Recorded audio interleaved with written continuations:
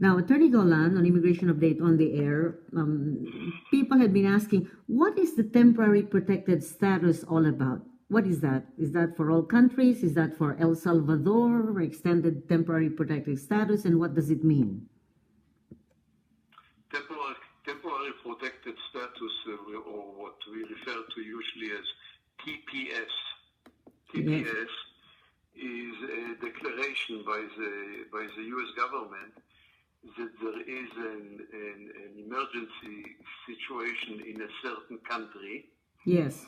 And people from that country are permitted to stay in the U.S. until the end of the emergency. Normally, the end of the emergency is already defined in the declaration. They will declare it for 1 year. The government will say we grant TPS for 1 year for people from a certain country, if they have been here before the beginning of this. Okay. Yes. Now, there are certain countries where this TPS situation has been declared 20 years ago or more, or 30 years ago, and has been extended continuously, but only for people who came here before a certain date.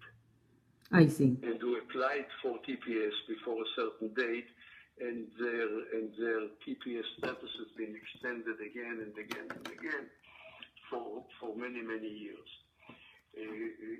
For example, today there is a TPS declaration for citizens of Syria. Yes. Because the conditions in Syria are very bad, and people from Syria came to the U.S. before a certain date, and they are able to get TPS, which is always for 1 year, and extended again and again, already like 3 or 4 times. Right. Okay. But this is not automatically for anybody who claims that he cannot go home. I see. So for people, another question here, someone who came to the United States but had an emergency situation, so is under critical care in a hospital. So that's a valid reason for not being able to return, correct, Attorney Golan? No, it doesn't matter of his reason. It matters if the U.S. government declared a state of emergency for that country. Oh, I see. No, I'm talking about. I'm talking about. For example, yes. If there was a typhoon in the Philippines, which hit a certain island a few years ago, the government did not declare TPS. The U.S. government did not declare a TPS status for the Philippines, and even though a certain island was devastated, people from that island or from anywhere else in the Philippines were not granted TPS. So now I'm speaking about another question by this individual who traveled to the United States, but the mother is now in critical condition in a hospital. So daughter and mother decide not to go home. Of course, she is under medical care. Will that be a reasonable evidence that they cannot go home even though their visas have expired? And do they have to extend their visas? If they are able to apply for an extension before the visa expires, then they may get an extension. But if the visa expired before the mother became sick, and now they want an extension because of this sickness of the mother, they will not get an extension. Wow. Of course, some people... Because they already overstayed. They already violated the visa. I see. So you can apply for an extension only if you are still in status.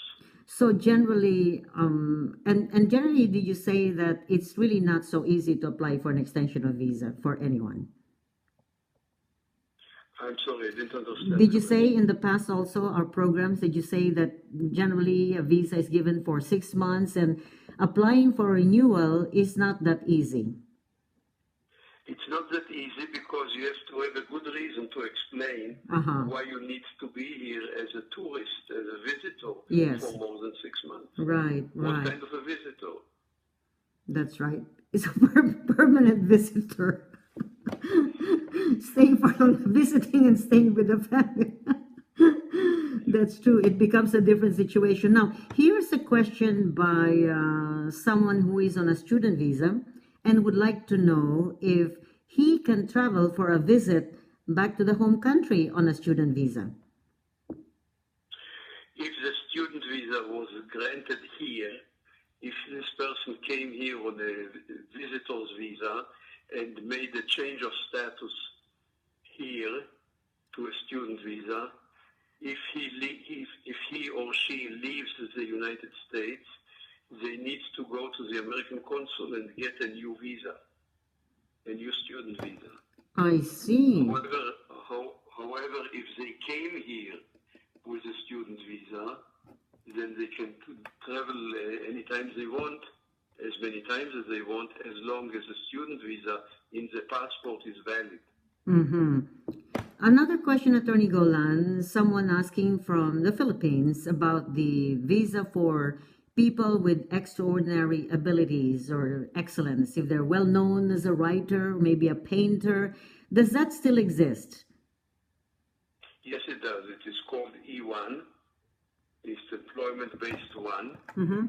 And such a person may self-petition, does not need a sponsor or an employer. Such a person may self-petition, file an I-140 petition for himself or herself, and may get an immigrant visa based on this petition, on a self-petition. I see. So if they're, let's say, in the Philippines or somewhere else in another part of the world, they can do this on their own, just gather all the evidence of all their achievements, their certificates, their awards, and references, and they just file and go to the U.S. Embassy for this? Or do they need the immigration? No. Mm-hmm. They may be in the Philippines, but they cannot file at the embassy. Oh, I see.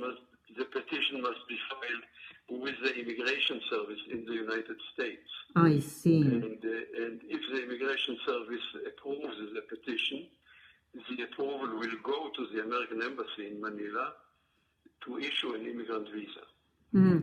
Again, this is not an easy petition, and it is advisable to have a lawyer involved in this. Right. Now, do you service people or clients at immigration even wherever they are? Like you do this by communicating through email and by Skype or just calling you or video conferences? We deal with clients anywhere in the world. Ah. And today it's pretty easy to communicate with emails and Skype and this kinds of methods. The only requirement is to make a payment arrangement with the client who is somewhere else. That's right. Very important. Yes. They cannot just present a copy of the check, right? Or they send it through Skype, a check number. Yeah. The wonder of technology. That's right. So that's Attorney Golan. That's 213-383-3222.